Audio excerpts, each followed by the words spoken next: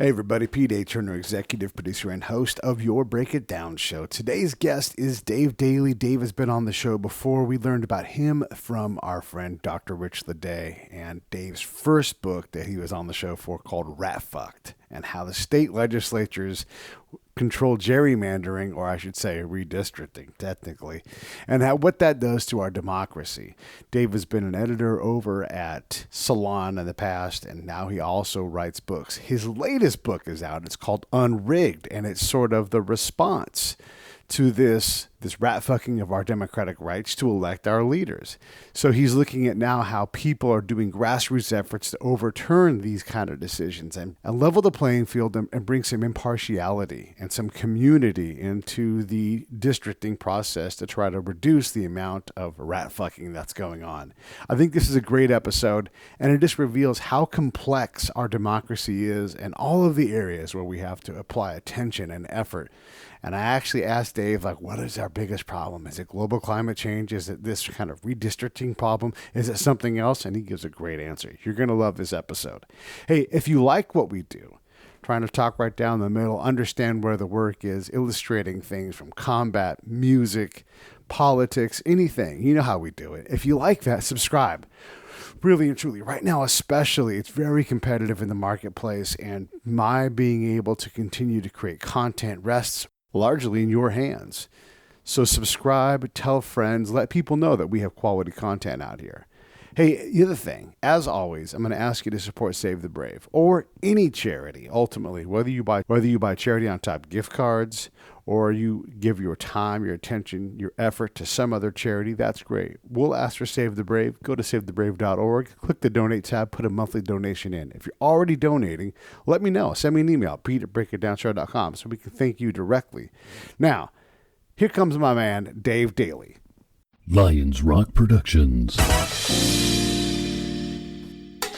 This is Jay This Moore. is Greg Proops. This is Jordan Harbinger. This is Dexter from The Offspring. This is Nathan This is East. Sebastian Younger. This is Rick Moranis. This is Stuart Copeland. This is Mick Gillette. This is Andy Summers. Hey, this is Skunk Baxter. This is Gabby Reese. This is Rob Bell. Hey, this is jonleonguerrero. Hey, and this is Peteaturner.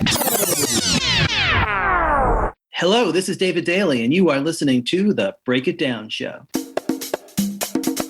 And now, The Break It Down Show with jonleonguerrero and Peteaturner.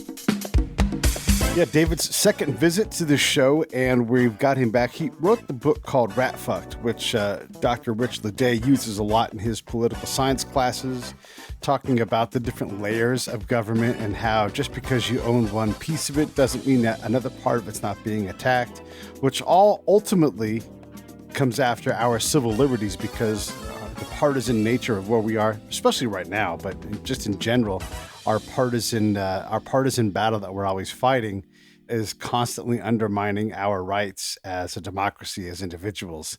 And it's interesting. So Ratfuck talked about how gerrymandering, and in this case, the Republican Party's state-level gerrymandering was impacting everybody's rights at the national level.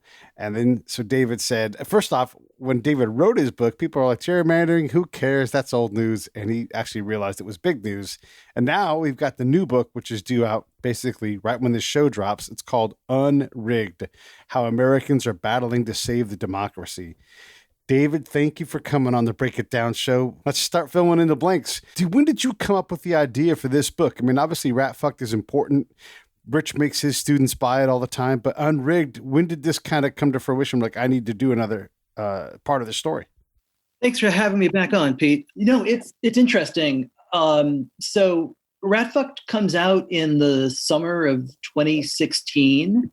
And, you know, it was great. I got to do, a lot of press and travel the country and talk about it a little bit. But after a couple of weeks, it seemed like, well, that was exciting and fun, but that's pretty much over. And maybe folks will be interested after the next census.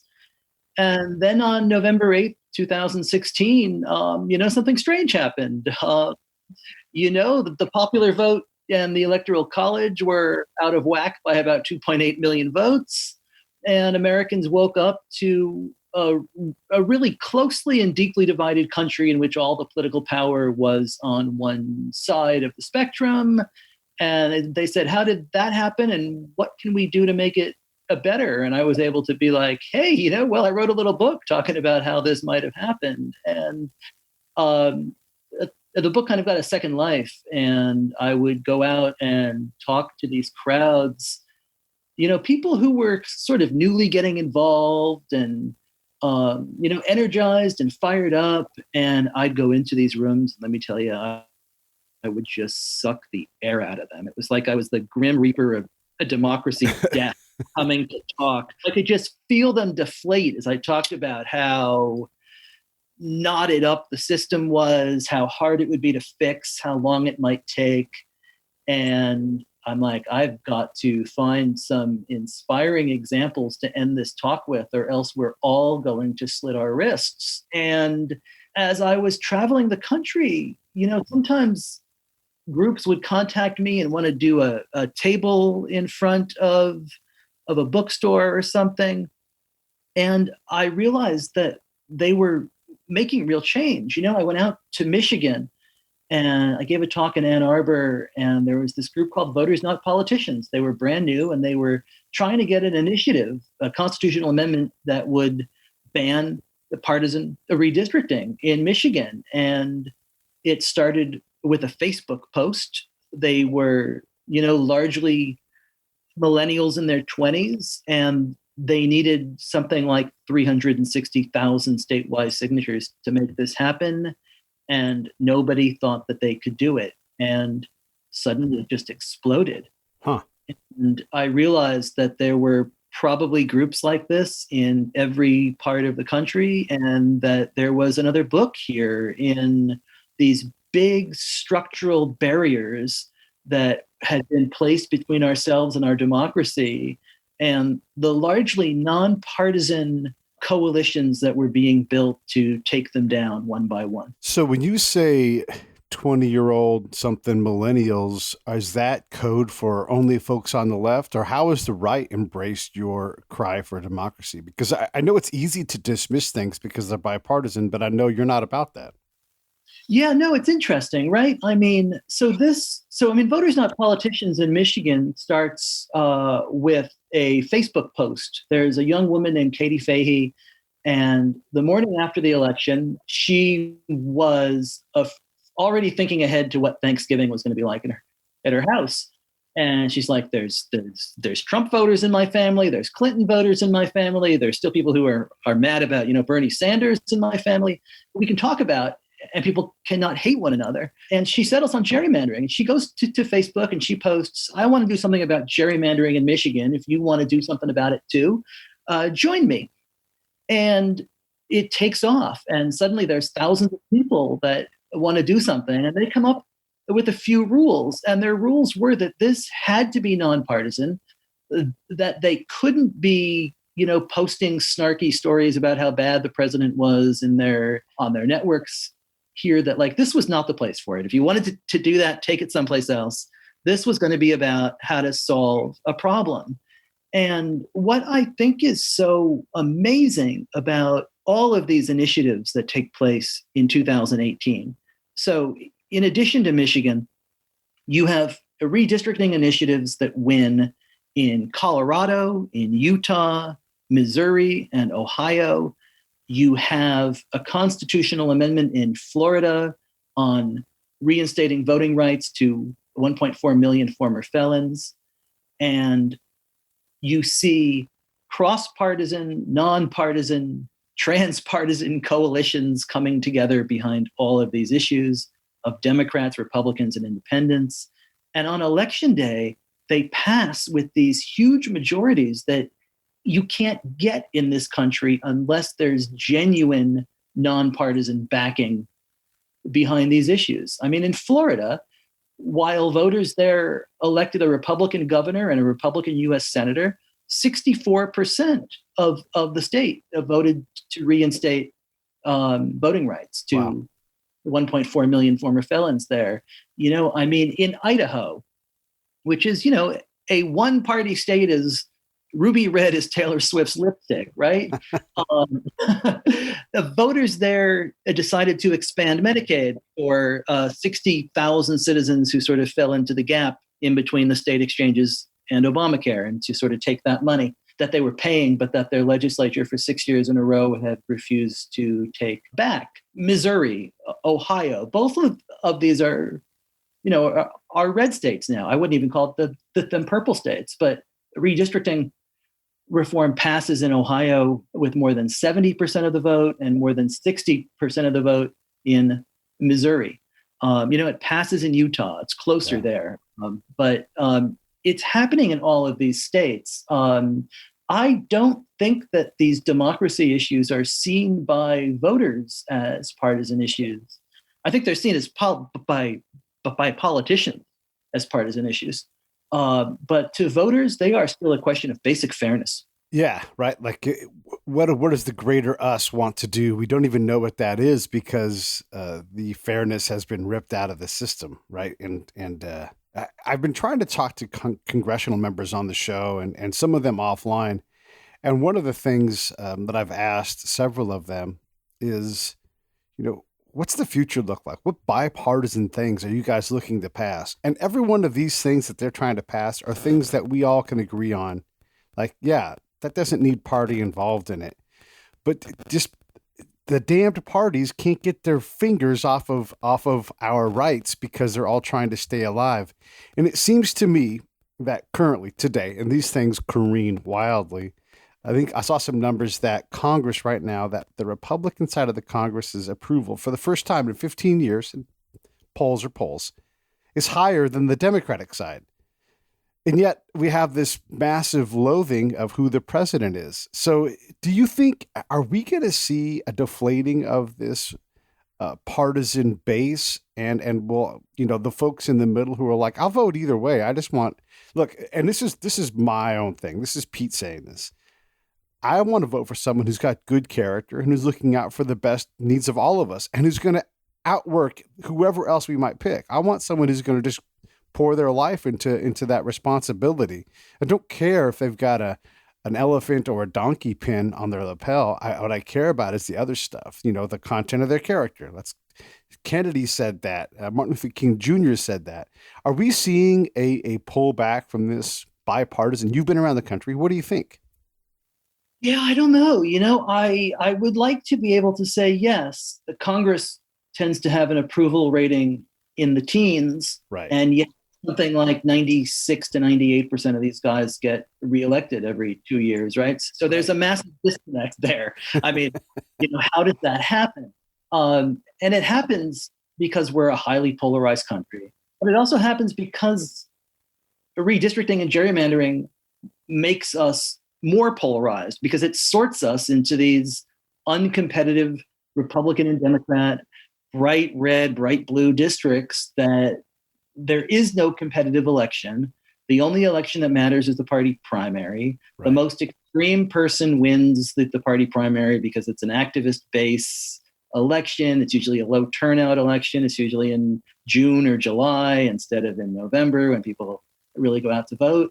And so you end up with an extreme candidate from an uncompetitive district where you don't really even have a choice, and the other side can't even mount a race and get a decent candidate because there's no hope. So it is complicated to sort of see a way out of that at the congressional level. I mean, unless we can fix our problem with districting and gerrymandering, it's going to be really, really hard to get the kind of action that most Americans want to see on issues. Because I think you're absolutely right. If you look at the polls, I mean, even the stuff that people think is the most, controversial, even if you're talking about healthcare, climate, right, or immigration or whatever, that there's a middle ground that has got big numbers behind it, and there's a path forward on these issues. But we're not actually getting that kind of action because the way that we elect people, it doesn't make it possible. I mean, right now there are 59 million Americans who live in a state where one or both chambers of the state legislature is controlled by the party that won fewer votes in the 2018 election. Say those numbers again? Yeah, I mean, because it's a staggering number that ought to ring alarm bells on behalf of democracy. 59 million Americans live in a state where one or both chambers of the state legislature is controlled by the party that won fewer votes in the 2018 election. That is because of gerrymandering. That is the power of these lines that were drawn as long ago as 2011, right? So, 7-8 years later, we are still living with what happened. And those legislatures, not only drew the congressional lines, but they drew their own state legislative lines. So you see these extreme policies coming out of state legislatures around the country that don't even have popular support, but that these politicians are so insulated from the public that they feel like they can get away with it anyway. And I think that one of the really dangerous things that I'm seeing right now is that you had all of these popular initiatives, these nonpartisan coalitions that passed these big initiatives in 2018 on voting rights and democracy issues. And it's not like the citizens felt like they just wanted to spend a year doing this hard work and petitioning and tabling for the fun of it, right? They did it because they didn't think that their government was listening to them. Yeah. And these things win. And then the politicians begin trying to find ways to subvert and gut the initiatives that the people spent all of this time working on, because they feel so entrenched and insulated in these districts that they have. This is a real crisis. And when our politicians don't feel any need to listen to the voters, we like to say, creeping authoritarianism can't happen here. But I think if you look around, in many ways, it already is. Yeah, no, for sure. I don't know if you're familiar with Yasha Monk's latest work. Yeah. He talks about how the younger generation is a lot more tolerant to totalitarianism and authoritarianism. And it's a little bit terrifying because we thought we had killed that monster, back during World War II, but apparently we haven't. Not at all. When you describe the primary process, I'm going to pick the most obvious person. It's Alexandria Ocasio-Cortez, the representative from New York. She wins a primary. She gets, 15,000 votes. And like you said, these aren't big drawing elections. These are smaller things. And you have a chance to out hustle this thing. And I'm going to be very unfair to Ms. Ocasio-Cortez, but it appeared, at least initially, as if she had no earthly clue what she was doing. And a lot of freshman representatives struggle with the management of their money, and all of these things, because there's a lot of rules and the learning curve. We had another freshman representative, former Green Beret, Michael Waltz from Florida, and he's a Republican. And he said, yeah, you need to hire really good people to help you make sure you abide by the rules, and learning how to work in Congress is a steep learning curve.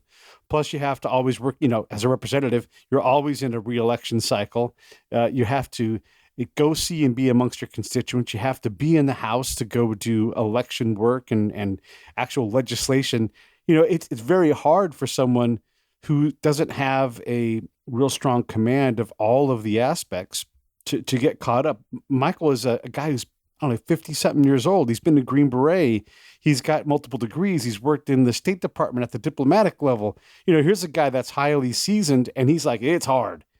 How on earth is someone who's ideologically focused, how do they get caught up? Okay, look, she's a celebrity and she's learned a lot. I'm sure she's 1,000 times better than she was on day one.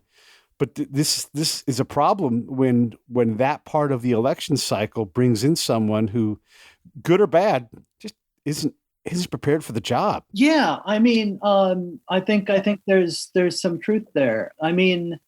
AOC defeated an incumbent who seems to have lost touch with that district. And I think that people ought to be able to choose their own representatives. Right. I think that the danger is when people don't get that right?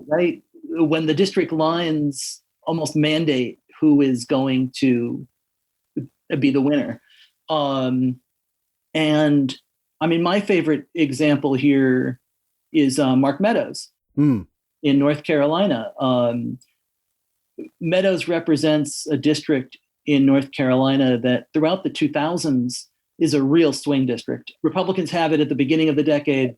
I think that they take it in 2000 and they hold it, after 9/11, of course. And Democrats won it back in 2006 with the most conservative Democrat in the House at the time, Heath Shuler, the former NFL quarterback. Right. And he has it in 6 and 8, and he manages even to hold on in 2010 in the Tea Party wave.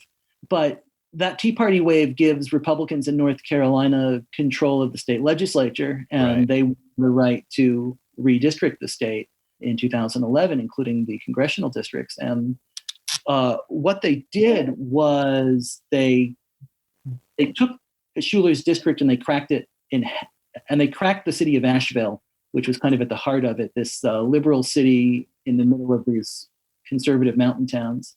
And they cracked it in half. And Shuler took one look at these new lines and he knew he was done for, and he retired.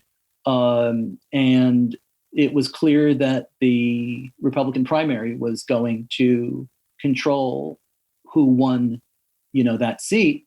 So, and there was a competitive primary, and Mark Meadows was a local sandwich shop owner. And he jumped into the primary, and he said all of those things about if he won, he was going to send Obama back to Kenya or Jesus, yeah, wherever it is he comes from. And he wins going away, right? And he goes to Washington, and the first thing he does is files the parliamentary notion that takes John Boehner. John Boehner wasn't conservative enough for him. And then he forces the government shutdown essentially in 2013, trying to defund Obamacare. And now he's the chief of staff to the president of the United States. So a redistricting created this immensely powerful person who had been running a sandwich shop, and now he is the right-hand man to the president of the United States. Yeah, and I love that you used a right-leaning example, because I used, AOC as one, and I because this does happen all the time, and this is exactly these funny things happen too. And this is this is just a funny thing, and I just think it's entertaining, so I'll give it to the audience. But when President Obama was not even Senator Obama, Mike Ditka was thinking and considering running for the race for the senator spot, and the polling, even though he hadn't officially announced, you know who wins that fight. So think how close President Obama became to not even being Senator Obama. And then, gosh, the timing on being a president, the window is so fickle. Maybe he never even, so it's these small things where if Mike had said, you know what? Yeah, I want to do that.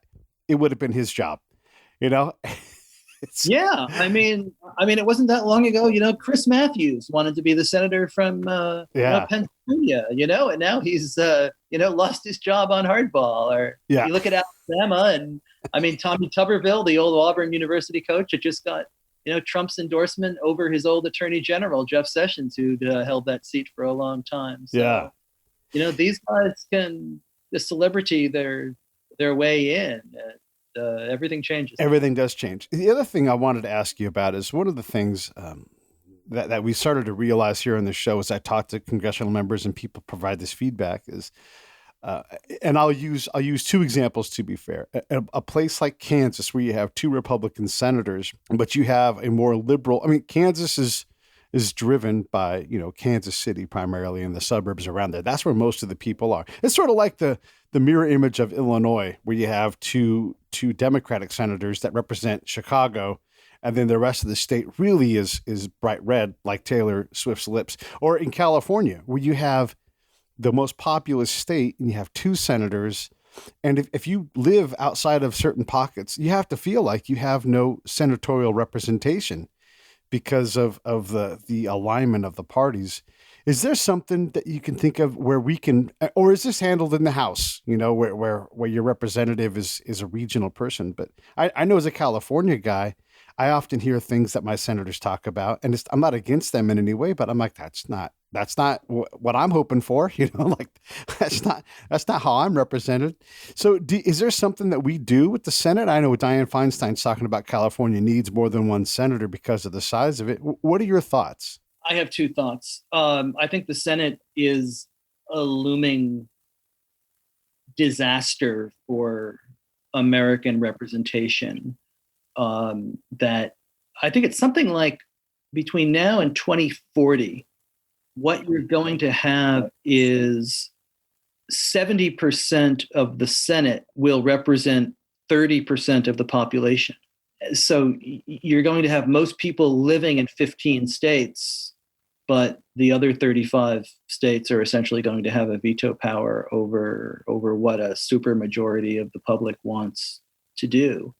Now, of course, California and Texas are two very different states. So, but this is, it's a veto power over a lot of things that we are about to kind of bake into our politics that I think could lead to some, basic questions of just the legitimacy of the Congress itself. I don't think that these are population patterns that anyone ever imagined when they were putting this system together 240 years ago. So I do think we have this growing problem that we have to really look at with the Senate. But I think there's a way to take care of this in the House as well. And I work with a group called Fair Vote that has a plan called the Fair Representation Act for the House that a couple of congressmen, including Don Beyer of Virginia, have introduced. And what the Fair Representation Act does is, I think it would be the set of reforms that would just transform Congress. So it eliminates single-member winner-take-all districts.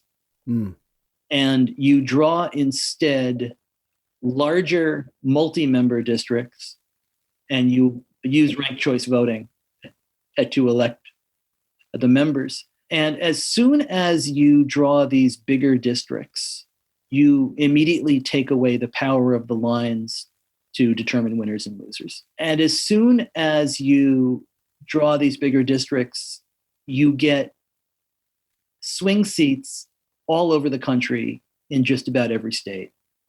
I live in Massachusetts, for example, and our congressional delegation is 9-0 Democratic, and a Republican has not been elected from here since 1994. So it's been a long, long time. But we have a Republican governor who's the most popular governor in the country. I love right? it. Yeah. And there's only been one Democratic governor elected here since Michael Dukakis. So there are clearly Republicans in Massachusetts. They just don't have any voice at all in the state's congressional delegation. So imagine if instead of 9 single-member districts that automatically elected Democrats, you had 3 districts of 3, and you elected 5 Democrats and 1 Green and 2 Republicans and 1 Libertarian. All of a sudden, the spectrum of political opinion in the state is much better represented. And all of a sudden, the nature of Congress changes, right? I mean, if these single member districts are gone, suddenly the politicians are incentivized to behave differently. And they might actually understand that we're sending them there to compromise and work together and sort of solve problems, not to store up, clubs that they can then use to bludgeon the other side in November every 2 years. Right. So, I think we have to think in a big and bold way about how we structure a system in order to get the outcomes that we want. Because as long as we have these garbage systems, we're going to get garbage outcomes.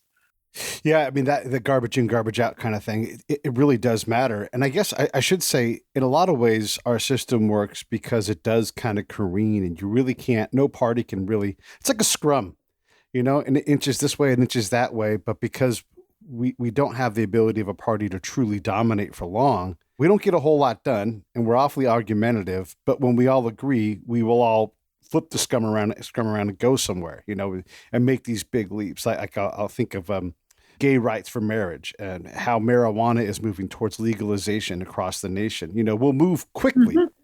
Yes, as a body politic, but man, it's so the garbage system in its own way kind of works. But you're right, you start to stack garbage outcomes, and this is another thing that I'm curious what your thoughts are. And right now, President Trump is doing, and for whatever reason, President Obama didn't do this, but President Trump is now filling judicial slots in the federal courts at a rate that is alarming if you are more progressive in your political bent. And it's thrilling if you are a Republican and you're more conservative. And to me, as a guy that's sort of I'm a really shitty libertarian, really, it's it's terrifying to me. But also, I also see that at some point, look, the Supreme Court in its current configuration dates back to the middle 1800s. And with all of those judges are hearing cases and things are appealing up, at some point, we get in a really tight bottleneck. And we already know that the Supreme Court is bottlenecked. And I'm not in favor of stacking the court.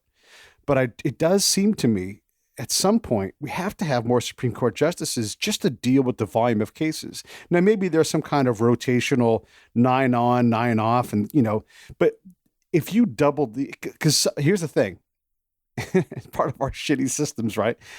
If we look at DAs, there's no DA in the country that runs on being soft on crime or fair to criminals or rehabilitative. I'm the rehabilitation DA. Like, that doesn't happen. So we put a lot of people in jail, or we create outcomes where they're guilty because that's the path of least resistance. People that are in jail for the rest of their lives potentially. And we don't know, far too many times we're like, oh shit, that person was innocent.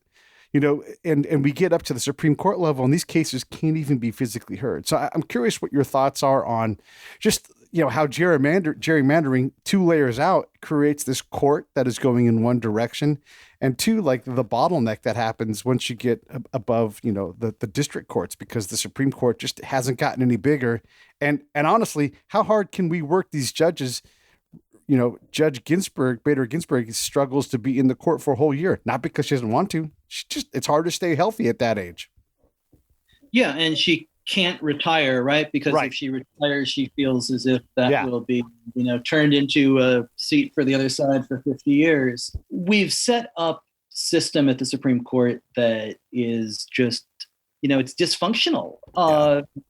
And it's heightened every issue to such a high stakes game. None of this is helped out by the Senate confirmation process becoming as nasty and brutal as it has become. Yeah. Where, and if people want to take this back all the way to Bork, they can. If people want to take it through Clarence Thomas or pick your point. or if they want to take it through Merrick Garland, wherever it is you want to start, how about if we just agree it's broken and not working? And I mean, I do think we have to do something just to pull the air out of that balloon, right? To deflate all of the high stakes tension that sits around 9 people on a court who are, essentially unelected, but who now sit in those seats for 40 years and will be able to run every aspect of American life if they so desire. Right. So I think if you came up with a term limit system, if you came up with, you get an 18-year term on the court, and that means that every president is going to get 2 picks. And all of a sudden, it's the stakes are a little less high because everyone knows that the president is going to get 2 picks no matter what.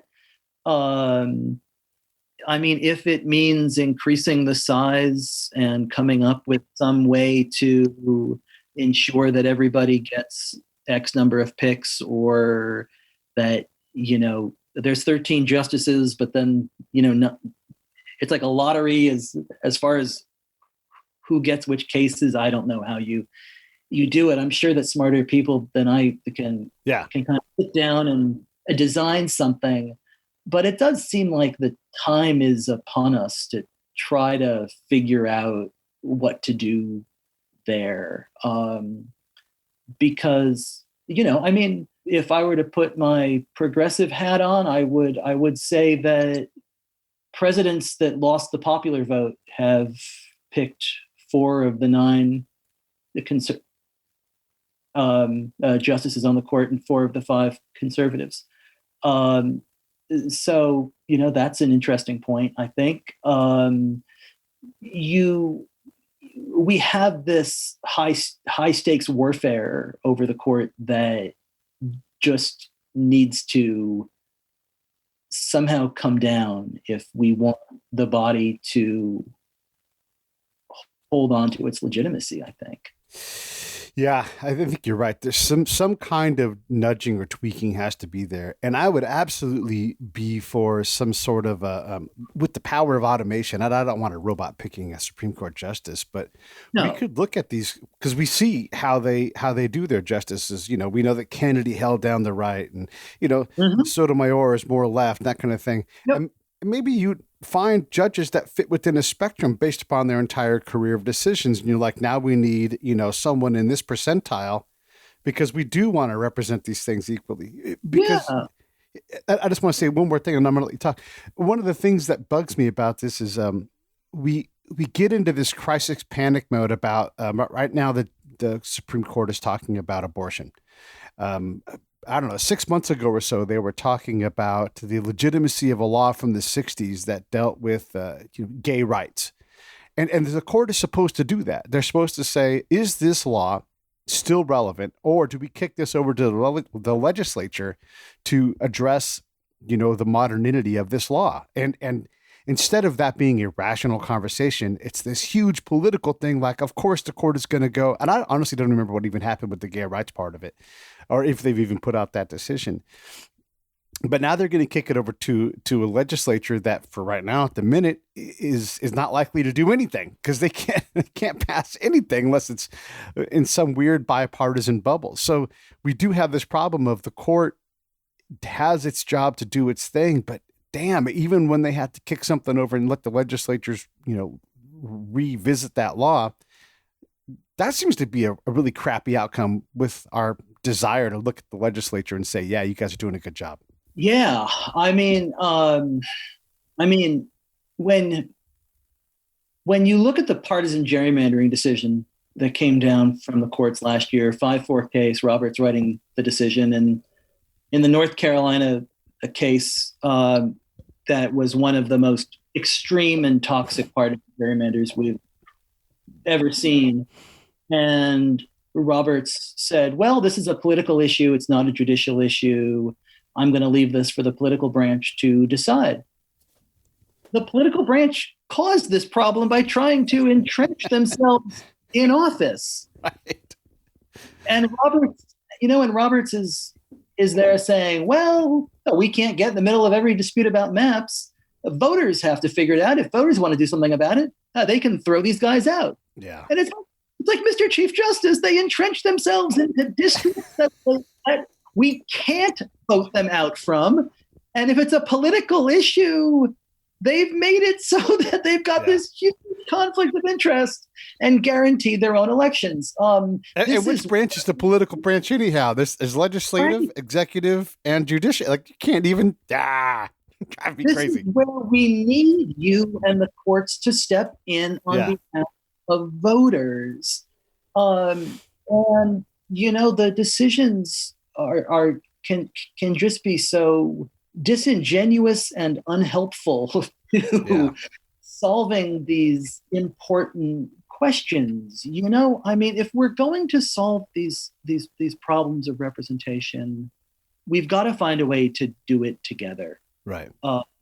It's got to be Democrats and Republicans and independents. It's got to be Americans saying, we want to have a majoritarian system. We want to protect the rights of the minority, but majority does rule.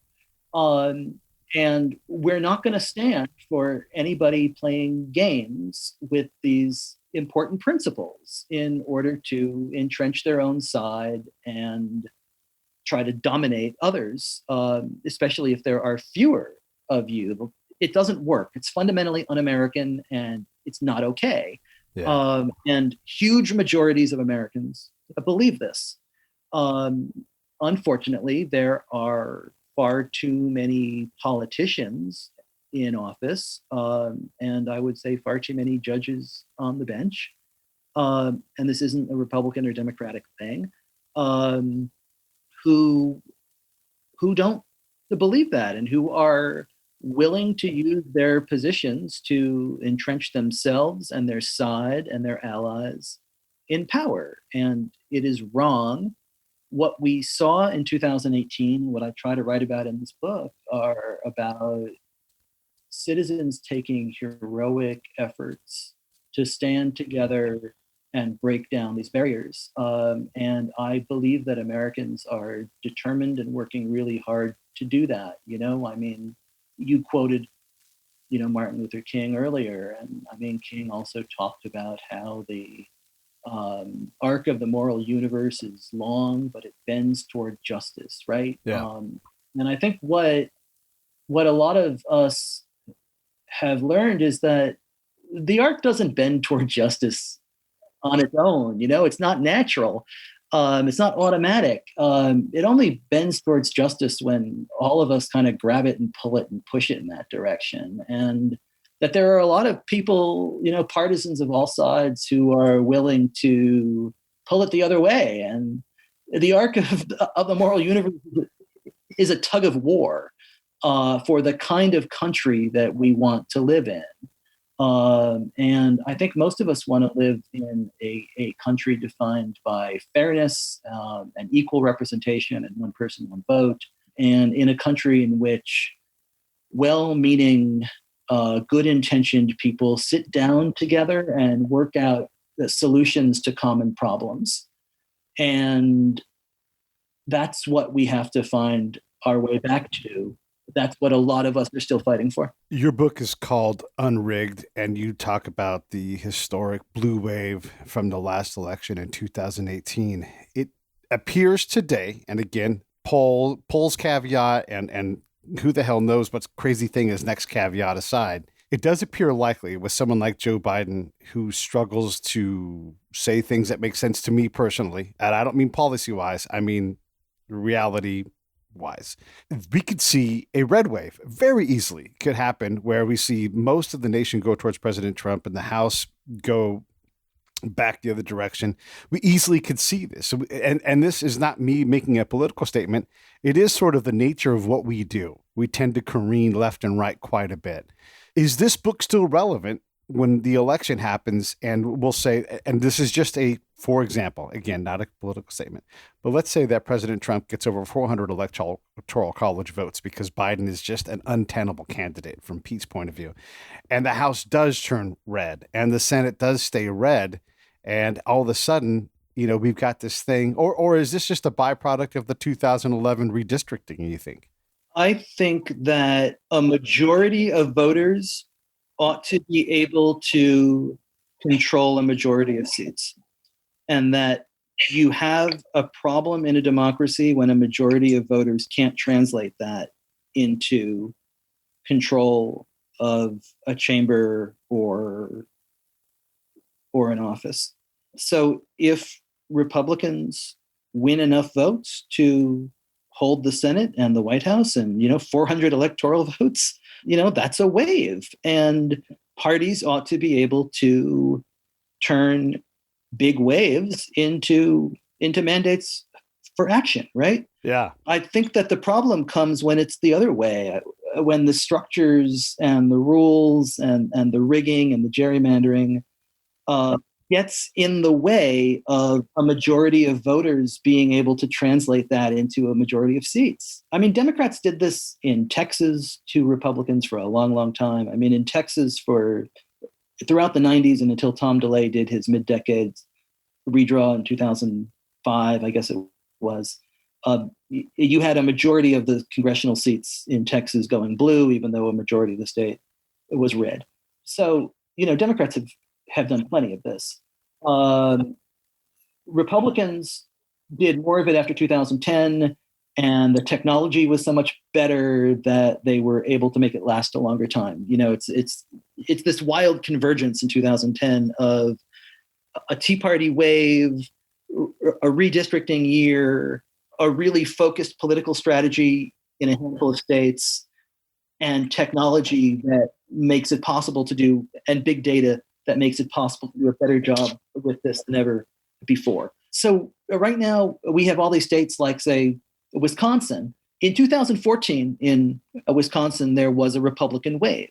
They should have been able to control, state politics and do all the things Scott Walker and his allies wanted to do. In 2018, there was a blue wave. Yeah. And the voters kicked Walker out, and they reelected Tammy Baldwin to the Senate, and they gave Democrats all the statewide offices, and they gave Democratic Assembly candidates more than 200,000 votes over the Democrats. And yet the Republicans still hold 63 of the 99 seats, and the Democrats were able to pick up one seat in a blue wave, not even enough to break a supermajority. And that is where I think we have the problem. When we have 400-seat electoral college waves, everything else is going to go along with it, and I think the system will work itself out. The problem that we've had is we have so many of these super close elections. Yeah.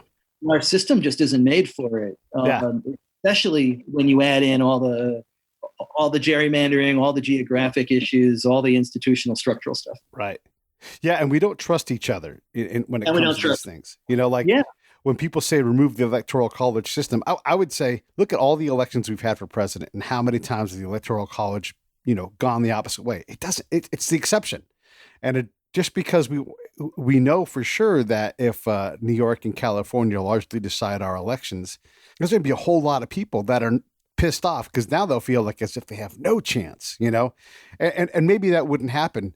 But I don't want to risk that. I don't want to risk a civil war or the fracturing of our nation because, Montana's like, look, Montana's already pugnacious as hell anyhow. You come in there and start messing around with their rights, they get mad, Well, it's the other way too, though. It's the other way as well. Absolutely. Right. And when there are, more people live in LA County than live in like 17 states. Yeah. Yeah. And those 17 states have got 34 senators and LA County's got 2. Yeah.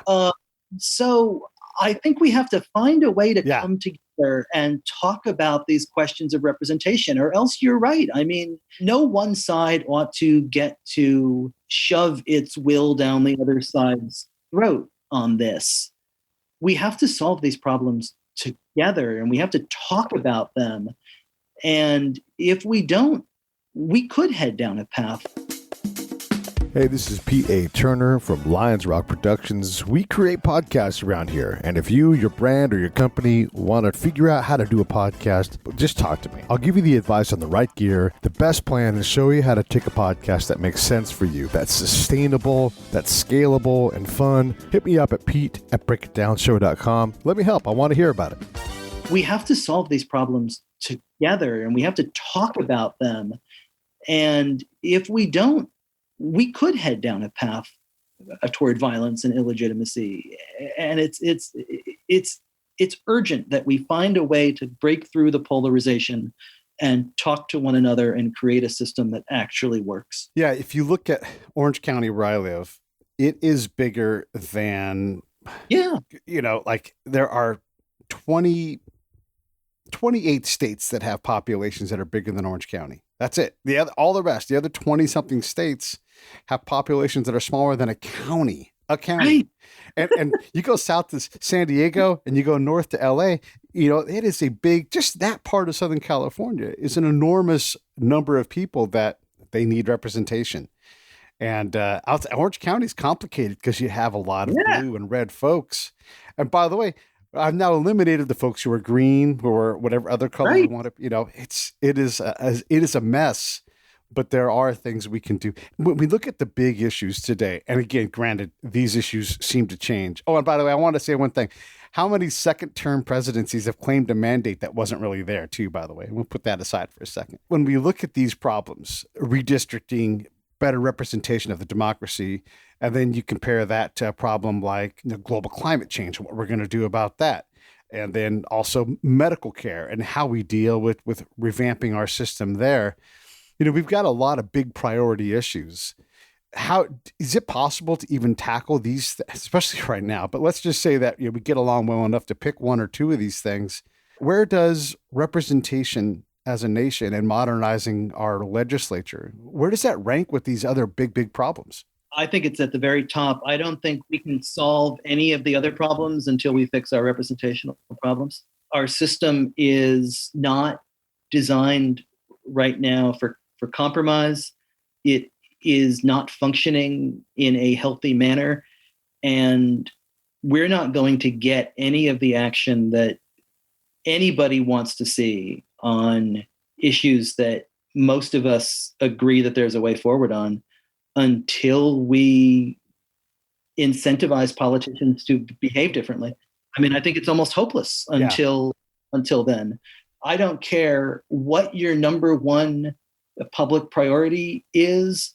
If you don't also prioritize electoral reform and a democracy, you're never going to see any action on your issue. Yeah, I'm positive that you're right. And even if they do act on it, you're not going to get a resolution that makes sense. I've got a really big prison reform project that I've done here at the podcast. And I'm hearing states talk about it. And what they want are optics, not necessarily action, because action is a little bit scary and dangerous. But these things, these big problems, if we aren't able to, well, I mean, just look right now at if we don't have solutions that both sides can find a sign onto, what you're going to see is a whole lot of executive orders that get undone the second the other side. Yeah, we can't govern by executive order. And plus, we don't like kings. We are supposed to be governed by ourselves. And yeah, if you have to, because there's this multi-decade long and ever increasing stagnation loggerhead problem in the legislature, the president is left to, in my first 100 days, on day one, I'll do this. Like, yeah, but, and this is one of my problems right now with the Democratic candidates. There's only a couple left now, but all of them that are legislators and they're going to make this change, do your job now. Do it now. While you're a senator, while you're a representative, get legislation through that's bipartisan, make change. You already have the spot. Get to work, but we can't because the system is so grinding and not effective. It's maddening. The other thing is the way the system works right now. It doesn't promote the best person, especially at the presidential level. There's no way that Joe Biden is the best person to represent the Democratic Party and that many tens of millions of people. There's no way that's the guy you're like, that's my guy. I can't wait. And I ask this question a lot. Now I'm going to ask you this question. Is it even possible for you and I to sit down and go, look at these two candidates for president, one's from the right, one's from the left. I'm so excited about both of them. They're both so qualified. I just don't know which one I'll pick.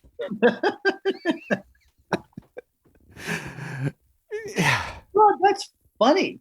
Right? Yeah. I mean, I'm almost 50 years old, and I'm trying to think of an election in which people haven't felt like it's an existential threat, one way or the other. And of course, as you look back on some of these, it's kind of ridiculous to think some of them were existential threats, right? Right.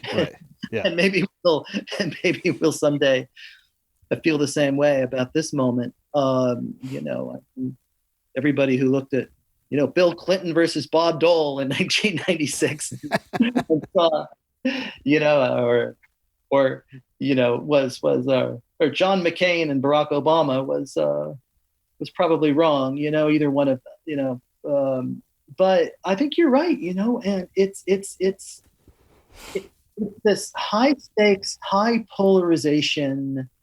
We have these two political parties, and they're pretty much binary at this point in time, right? Yeah. There's no crossover. When I grew up in Connecticut, and there were liberal Republicans in the state. We were represented by Lowell Weicker in the Senate, who was this Republican who stood up to Nixon during Watergate and who drafted the Americans with Disabilities Act. And you can't even imagine a Republican like Weicker on the scene today. And there were all these conservative Democrats, and you had a system that was sort of, it didn't matter so much if one party or another took power, because there were coalitions between the two of them and crossover that kind of greased the wheels for compromise. And now we have these binary parties, polarized, geographically separate and distinct, with two really fundamentally different outlooks on national identity. And it feels like it's this sort of zero-sum existential crisis every 2 or 4 years. And your side has to get in, or your side will be destroyed. And you can't keep a democracy like that. You just can't. Is this time, because we often hear like, this is the worst ever this is the worst ever that. And I can name every president and every vice president. I know something about each of them. And I look and I go, is this any worse than, say, the Tammany Hall, Conklin machine era of Congress and, that kind of thing? And that went on for decades. Or is this any worse than, say, the civil rights era in the 60s? And, when was the last time we had multiple open riots with shit on fire, and just, it doesn't seem like historically this is all that bad of a time. Historically low unemployment, highest unemployment ever for women, and wages are going up. There are a lot of good things. We've made a lot of progress, but we sure are really tough on ourselves. Do you have a sense, are things as bad as they seem to be on TV every day, or are we actually, overall? And again, this is not a political statement because it took all of us to get here, but are things as bad as they tend to seem? It's a good question. I mean, I think that the system was able to work in those other eras, maybe in a way that it's not set up to work now.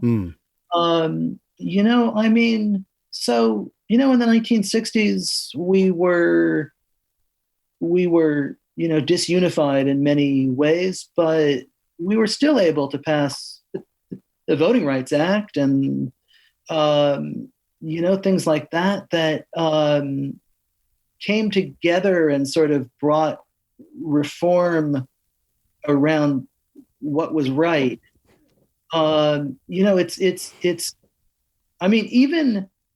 Even under George W. Bush, the Congress of the United States reauthorized the Voting Rights Act almost unanimously back in the early 2000s. And it's almost impossible to imagine a unanimous vote on behalf of the Voting Rights Act today. I just can't see it. And I think that the situation we were just talking about, these two geographic, highly polarized parties with distinct visions of national identity, hammering at each other in this existential battle every 2 years, has done something to us that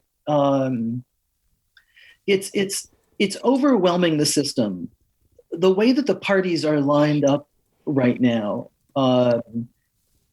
is a mismatch for the way these systems were designed to function, and it could really easily overload these systems. And this is not to say that we're headed towards civil war, or that it's not fixable, or that something can't happen that pulls us back together again, and we look back on this era as just another difficult moment on the road towards something else. But it feels different to me. I didn't, 20 years ago, I didn't worry about going to Thanksgiving dinners and getting into fistfights with members of the family, in a way that it feels like people do now. It's, yeah. And I know we're coming up at the end of our hour, but I think about, these eras of time, and you just look at like the amendments to the Constitution, and for the most part, about every 10 to 15 years, we were amending something, and also like when we look at founding fathers, just the ability to get enough people to agree to create a nation, is impossible. So when we like, why didn't they solve slavery right away? Like they barely got us all together, like there wasn't a lot of extra room there. As odious and horrible as our slavery history is, we have to also understand like what was possible. And I would say right now, if we had something like slavery, or if we had to get through, the 20th Amendment or the 22nd Amendment, I don't know that we could do it. I don't know that we could get the supermajority together and then the states to ratify. We're in one of the longest periods in our history, between amendments. The last one was in the early 90s. And it was like more of a procedural thing.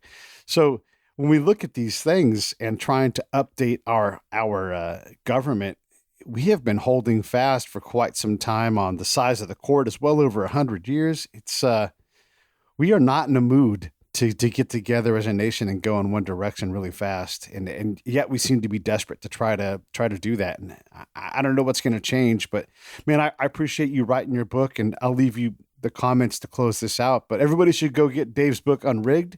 I know that I'll be buying it as soon as it comes out, and I'll listen to an audiobook because I like Audible. And just, man, again, thanks. And to whatever thoughts you have on that last little bit on the supermajority necessary to make it a change, to make amendments, to update the court. Listen, we as a nation are polarized, but we are not as polarized as our politicians, and we're not as polarized as the system forces us to be. Mm. And I know this because I have spent the last couple of years going across the country and following and embedding with all of these groups that are out there doing the hard work of making change. And so I want people to feel optimistic about our ability to cross partisan grounds and work together and solve problems. And I don't want them to feel optimistic because I'm Pollyanna. I want it because there's examples in all of these states, and I write about them, of people getting together behind questions of fairness and democracy around the need for every politician to represent a district that was drawn by the people to generate a fair outcome, not drawn by politicians to entrench themselves. I was out with this mighty moral coalition in Florida that united everyone from Trump voters on motorcycles and the Koch brothers to, former drug dealers just out of prison. And they came together behind a pretty American notion of when a debt's paid, it's paid. Yeah. And they restored voting rights to 1.4 million Americans in Florida who had lost their civic voice forever because of a long ago felony that they'd since to serve their time had been released for. I was up in Maine with folks who installed ranked choice voting for their statewide elections because they wanted to be sure that they protected both a longstanding tradition of independent candidates in the state, but also that they didn't have plurality winners with 35, 36% that were making policies most people didn't want. I was out in Idaho and Utah and all of these places where you would imagine that the state legislatures are deeply, deeply conservative, but people wanted centrist solutions on some of these things. And they created change using the ballot box, people of all parties. This can be done. There's a mighty, mighty unrigging that's underway. And I think we ought to all look at this and really believe that when we do put our hands on that arc of the moral universe, we can pull it back towards these American ideals of fairness for everybody. Man, I love it. I love it. Yeah. And I want to be on that arc, hands on it, helping out. And I think most of us do. Most of us, I mean, you do look at the progress our country has made and where we stand in the world in terms of allowing these things. We're still a beacon. It's just, again, we're pretty hard on ourselves and how shiny our beacon is. It's one of my favorite things to say is when folks talk about the 1%, I'm like, scope back a little bit and look at, you're actually part of the 1% in the world. And we're a place that does go out and help. And there's a lot of good things, but we sure as hell have some work to do. And it starts with all of us kind of saying, let's do this together. I don't care what color shirt you have on. I don't care what color skin I don't care who's in your bedroom. I just care that we all care for one another. Some consensus building is a good exercise in getting some of these things dealt with. And I appreciate you coming on and talking about it. Not easy stuff to get into. It's a lot of fun, and I am grateful for your voice and for the opportunity to come on and talk about it.